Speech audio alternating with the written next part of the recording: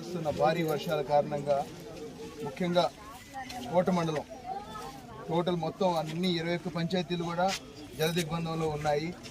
ఈరోజు నిన్న అయితే మరీ ఘోరమైన సిచ్యువేషన్ను మన కోట పట్టణంలో కానివ్వండి, ఇక్కడి నుంచి తీసుకొని కొక్కుపాడు మీదుగా మన దయ్యాల దిబ్బ, దొరుకట్ట ఈ ఏరియాలన్నీ కూడా నార్లేసిన పొలాలన్నీ కూడా జలమయ్యాయి.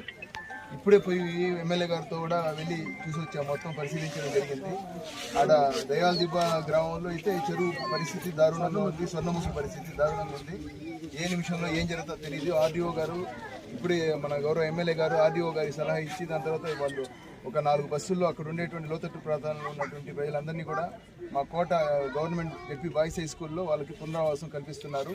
దాదాపు 100 నుంచి 150 మంది వరకు వాళ్ళు ఈరోజు ఇప్పుడు అక్కడి నుంచి రావడం జరుగుతుంది. అట్లాగే ఇక్కడ ఎక్కడైతే కల్వర్ట్స్, ఎక్కడైతే డ్యామేజెస్ ఉన్నాయో అవన్నీ కూడా గౌరవ ఎమ్మెల్యే గారు పరిశీలించడం జరిగింది. ఉచివేరుపాలెం ప్రాంతాల్లో అయితే వాళ్ళు కనీసం రోడ్డు వసతి కూడా లేదు. ఇప్పుడే తక్షణం స్పందించి ఒక 15 లక్షలకి రోడ్స్, అట్లాగే డ్రైనేజెస్, వాటర్ సిస్టమ్ దాదాపు 45 లక్షల రూపాయలు శాంక్షన్ చేయడం జరిగింది. ఇమీడియట్గా ఆ వర్క్స్ కూడా తొందరలో స్టార్ట్ అవుతాయి. అదేవిధంగా ఇరిగేషన్ డిపార్ట్మెంట్ని మన కోటలో ఉన్నటువంటి 2 కల్వర్ట్స్ పూర్తిగా డ్యామేజ్ అవ్వడం జరిగింది.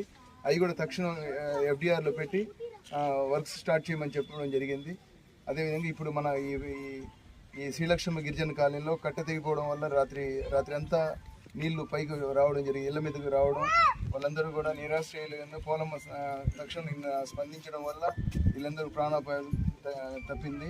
వీళ్ళందరికీ కూడా ఈ సందర్భంగా ఇక్కడ ఉండే నిరాశ్రయులకి బెడ్షీట్స్ కూడా మా ఆధ్వర్యంలో పంచడం జరిగింది. థ్యాంక్ యూ అండి.